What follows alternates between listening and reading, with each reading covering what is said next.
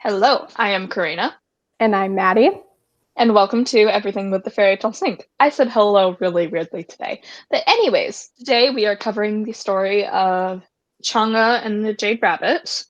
It's a pretty fun one. It's a little sad, but pretty funny at the same time. It's from ancient Chinese folklore. Maddie, you already have a little bit of existing knowledge about this, but I think there's going to be some things that surprise you. Nice. Are we doing recommendation of the day? Yes. So my recommendation of the day actually goes along with this episode. It is the Netflix original Over the Moon.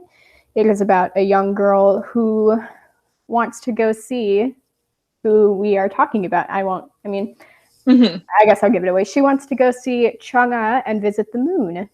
And Mm-hmm. there's a lot more to it, but if I say any more, it'll be a spoiler. So go check it out. There's a very adorable rabbit in it. And I love There's her. a couple of adorable There's a rabbits. couple of adorable rabbits. There's a rabbit love story. That's all I'm going to say, but it's so cute. My recommendation of the day are my two sources. So in this video, I only ended up using two sources because they were video sources, so they were more in depth. So the first, I'm using the channels. My first recommendation is Liam McAvoy. He does internet anthropology and mythology Mondays, and I love him. His makeup is better than mine. And then my other recommendation, I forgot the word for a second, Wow. is Jiranjie Zhao. They are a Chinese author, well, Chinese American author to be, and they literally created a YouTube channel off of how much they hated the 2020 Milan. I Yep. love them. Yeah. So yeah, It takes those a are my two lot of it recommendations. takes a lot of spite to create a YouTube channel just to roast a movie. Yeah, well, I mean, they literally And grew they up in and China, yeah, and they did it in a so very respectful way. So oh my gosh, they are the epitome of class. But yeah, that's no, true. I love both of those channels. Highly recommend both. Are we ready to get into it? Yes. So, in the beginning, there were 10 suns in the sky. It's already going to be a little bit confusing. I'm just going to clarify now so I'm saying sun as in ball of light, but they were also the sons of the Jade Emperor, who is the king of the gods in Chinese mythology, I believe. So, sun and sun are used interchangeably here. Um, so the Sun Boys, as I called them in my script, all insisted one day on being in the sky at the same time, and it caused a massive drought and great devastation. I think it probably killed a bunch of people because up until this point there had only been one sun in the sky. It's argued if their father or their mother, who I don't have their mother's name, was the one who begged them to come down, but what is agreed on is that they refused to listen. And this is when the in some legends it's the Jade Emperor, in some legends it's the Queen Mother of the West. I was gonna say But I just looked up the Jade Emperor. He is considered to be one of the first gods and the mhm, ruler of heaven. yeah, I don't know if he's considered to be like the Zeus of Chinese mythology, but he's a big deal. And he's literally called the Jade Emperor. But It's a pretty cool so name. it is. He or the Queen Mother of the West, who I believe is his wife, but I'm not sure, called upon Hui. I might have gotten that pronunciation wrong. And he was the greatest archer in Chinese folklore. So, funny fact about this guy, he was either a divine being or a boy raised in the woods. He's either a feral child Child or a literal god. or I a think that literal god. I think that's a quote from Jiran. I remember them saying that. Probably. But yeah, no, literal, I don't know which one I like more. Either way, he was incredibly skilled with a bow and an arrow. A bow and arrows, not a singular arrow. He just had one. So He was Cupid. they sent Hui out to I think it's deal Ho with this. Yi. It might be Ho Yi. You're right. I'm bad at this. So my apology. Ho Yi. They sent him out to try and reason with the sons, but they refused to listen once again. And so he took the next logical step and climbed to the top of the tallest mountain. There he met the Queen Mother of the West, and she gave him a bow of vermilion and arrows with silk. And with these divine gifts, he began shooting the sons down. He shot down 9 of the 10, but agreed to let one of them live so long as that sun was willing to give way to the moon in the evening. So that's Ho Yi. I'm so sorry, but that's his story. So the Queen Mother was thrilled with him, And she gave him one last gift, which was a prize for saving the world, which, I mean, valid. I was going to say, who deserves that, you know? He was given immortality elixir. It is debated whether this elixir was in pill form or in potion form, but for the story that we're going with, we are going to follow the potion story. Keep in mind that this was in an opaque bottle, so you cannot see the insides. That's important for later. And so the amount of elixir that he was given was enough to make one person into a full god. However, it could make two people immortal. And then after that, he went home to his wife, Chang'e. So what happened next is argued amongst scholars. So there's the story that Chang'e was just greedy, which I kind of hate that, and that she wanted power for herself. And then there's the option that Hou Yi was an abuser and a tyrant, and she was just desperate to get away from him and obviously did not want to spend eternity with him.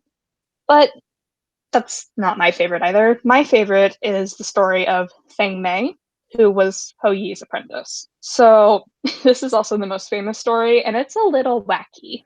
Wait, that's interesting because the two that they talk about in Over the Moon are she either took it all for herself, or she like took it all accidentally for herself, like he was out and she took it.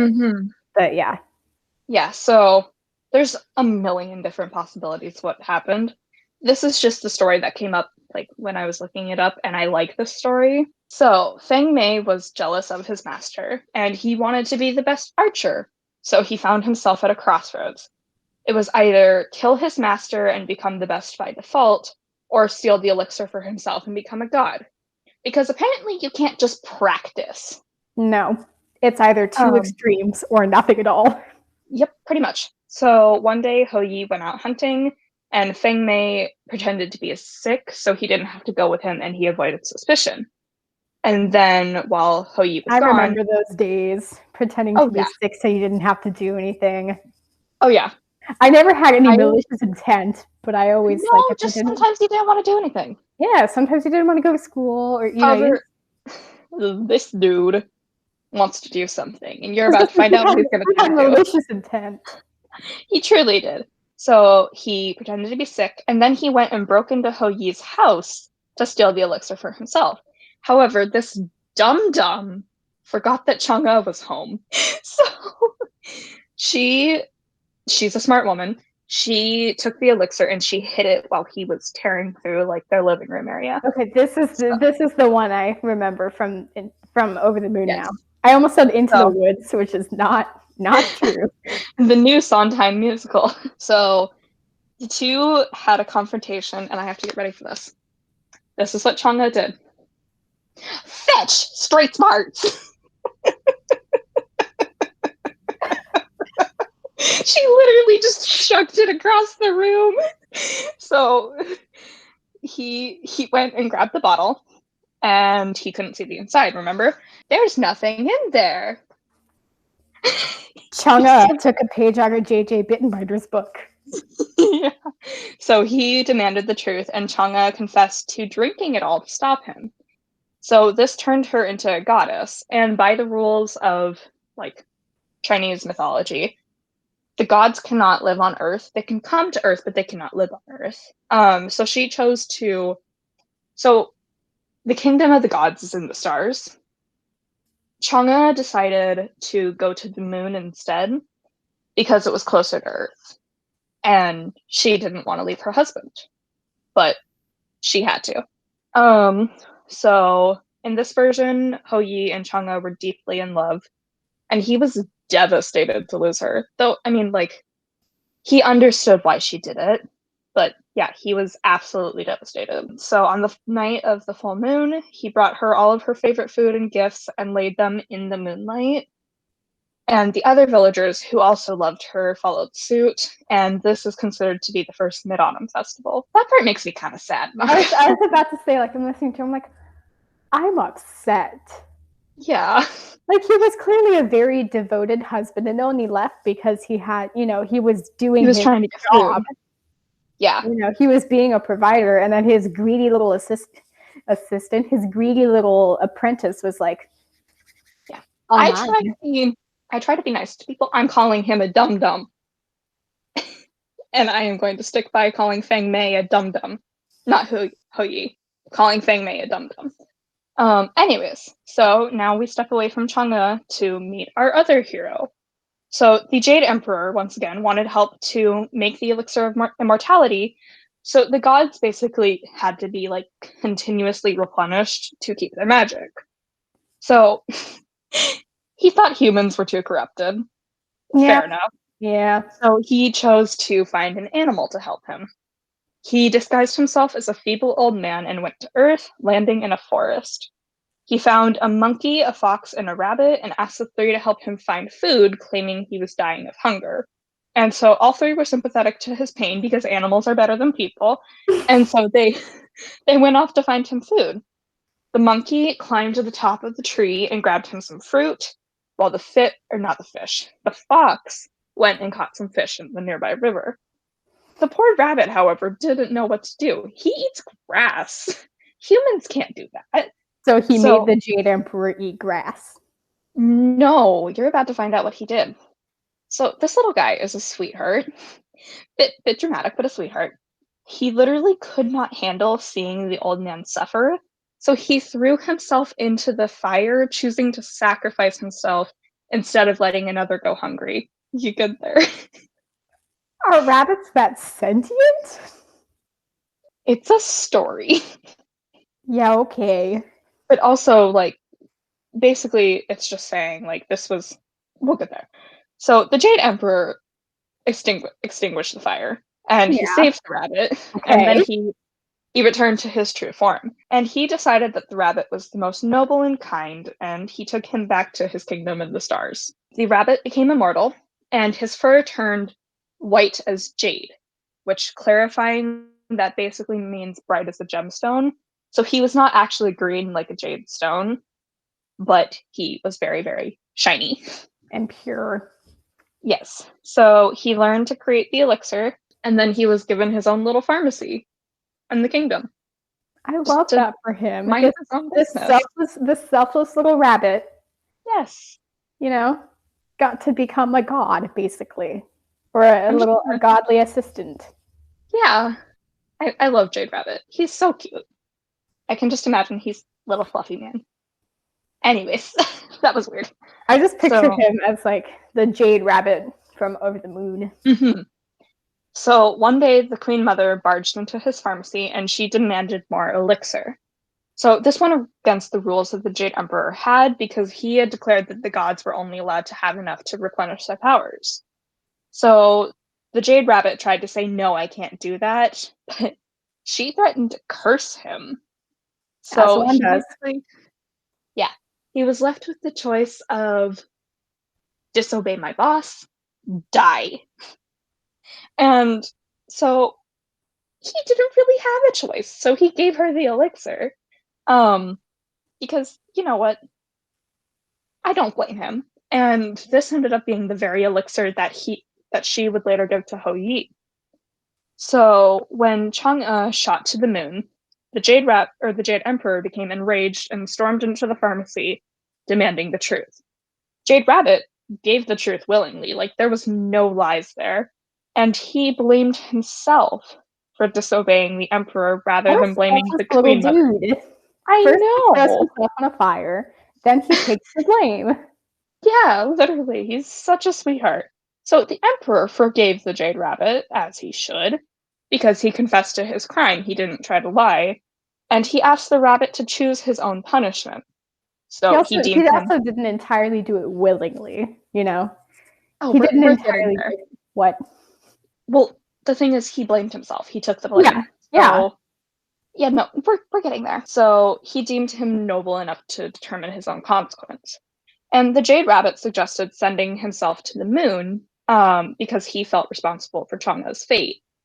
The Emperor approved this suggestion as it gave Chang'e a friend on the moon and it kept Jade Rabbit safe from scheming gods and goddesses. And so he sent him to the moon for the rest of eternity. And the rabbit and Chang'e lived together in this palace on the moon, along with this other guy. His name is Wu Gong, but he's never mentioned again.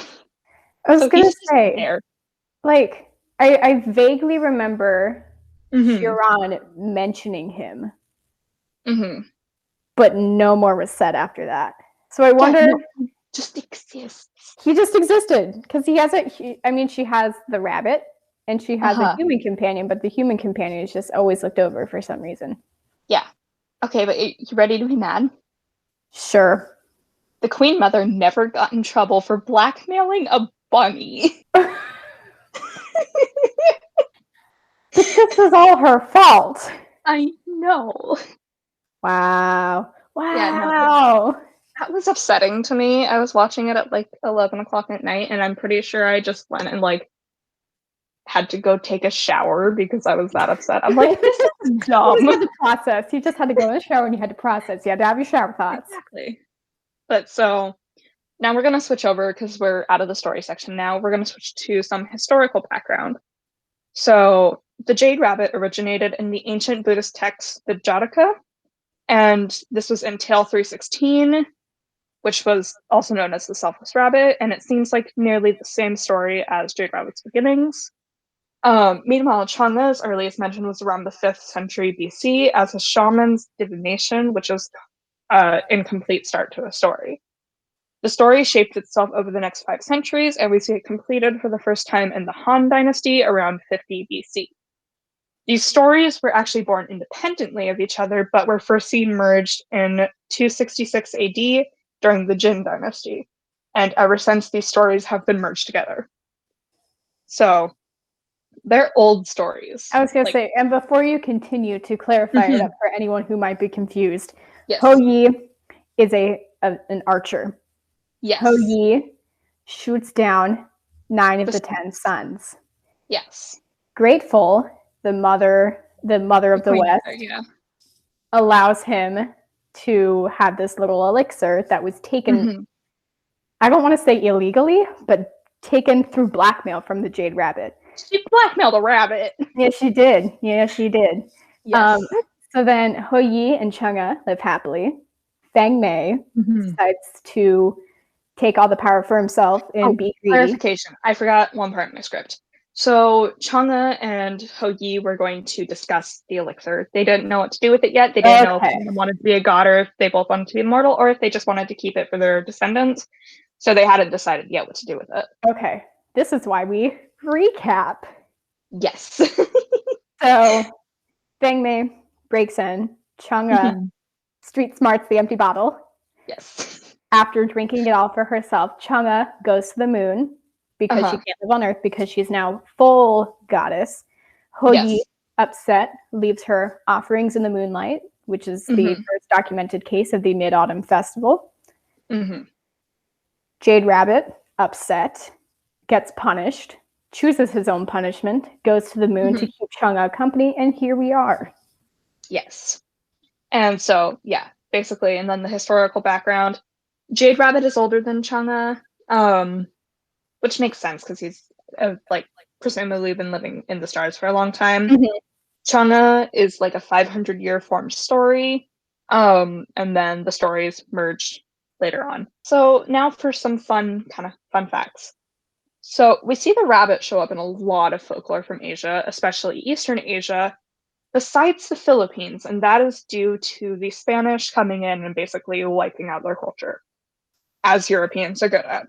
So many people actually thought like the moon looked like it had the impression of a rabbit. And in Korea, there's actually two rabbits and they make mochi, which I think is adorable. I love that. So they're Um, just two little rabbits living on the moon making mochi. yeah, I love that. right? That's But amazing. yeah, so these religious stories from that region show an intermix in culture and religion in that region. So, and then we talked about the Mid Autumn Festival. It is similar through Asian cultures. It is considered to be the most religious in China, but it exists in quite a few East Asian cultures. And that also suggests this overlap between cultures. And it's always celebrated on a full moon. And cultural practices include eating mooncakes, family feasts, and lantern releasing. So, family is a huge part of this festival. It's pretty similar to like our Thanksgiving, and we see that in things like Over the Moon. And The connection to the moon goddess, like that religious connection, like I said, is considered to be exclusively Chinese. But So anyways, all these or most Eastern Asian countries celebrate the Mid-Autumn Festival. yes, and they celebrate similarly, but it's only Chang'e's association is only Chinese. Yes. Okay. Chang'e is only considered to be a Chinese goddess. Okay. Yeah, so anyways, that brings us to the end. What you think? I like it.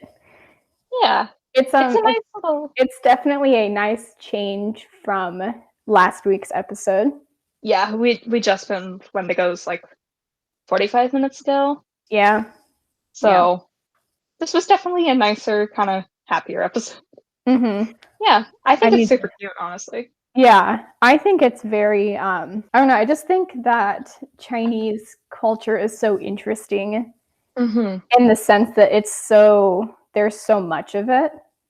Yeah. And so I think that, it's interesting that there is I mean, this isn't Chinese, it's Korean, but the impression of the rabbit on the moon, that's interesting. That's all over East Asia. Oh, okay. I don't know if that's all over Asia primarily. The cultures that were mentioned were like Asian, Korean, Japanese. So I'm just saying East Asia because, Asian cultures shouldn't be all lumped together. But yeah, I also find like the story of Chang'e and Jade Rabbit super interesting because it's so old. Like these stories are 250 years old, or not 250. 2,500 years old. Yeah, it's old, but it's written down, which is very uncommon because like we've covered some very old legends and folklore and everything. And very few of them are written down just because it was so valued. Like oral tradition was so much more held in high regard than written. So it's interesting that we have so much detail and so much history of an old, an older legend. It is so interesting once you look into it, like the anthropology of these ancient cultures. Once you look at these old Chinese like documents, there is so much accurate science there, and it is fascinating. So I think that makes Chinese like folklore, and I would guess other East Asian folklore, feel very different from Western folklore because there's so much record of it, and there's actually quite a bit of basis in fact. Not saying that other mythology and stuff isn't based in fact, but we see how important science was to them. So these have a little more backing to them. It's really interesting to me. Yeah. Anyways, so next week we are recording the Kraken. Yes. So, I mean, who doesn't know the Kraken at this point? I mean, if you don't, you've kind of been living under a rock, to be fair. Yeah, so we will be discussing. I'm sure it'll be so much fun. Oh, it's a fun one. So we will be discussing the Kraken and everything surrounding it, how it's made its way into pop culture. Yep. So, wishes. Yes. We need to do that. I don't have one. Oh, I have one. If you have to... Hush. I know, this is a rare occurrence for me. If you have to rent a book from the library or borrow a book from the library, you don't get put on hold. Oh, I haven't used a library book in so long, I don't remember what that feels like. My wish is that when you want to watch something, you know exactly what you want to watch, and you don't have to search for hours and hours and hours and hours and hours. Nice. That's my wish. Yeah. Also, secondary wish, I hope you have better posture than me. I wish you had better posture than me because I'm realizing mine's terrible. Anyways, I'm like I have like a little pillow, and I'm like leaning back against it. My legs are crossed, and I have like my hands like this, kind of resting on my leg. I feel very proper. Nice. But yeah. Anyways, thank you so much for coming. We hope you enjoyed this look into the story of Jade Rabbit and Chang'e. There is a lot more out there. I highly recommend both Liam and Shiran have videos on this topic. that are both really, really good. But yeah, I hope you enjoyed. I ran out of words. You're just handing it off to me. You stop mid-sentence. Thank you so much for watching or listening, and go ahead and like this video, subscribe, and go follow us on Instagram and TikTok. Bye. Bye.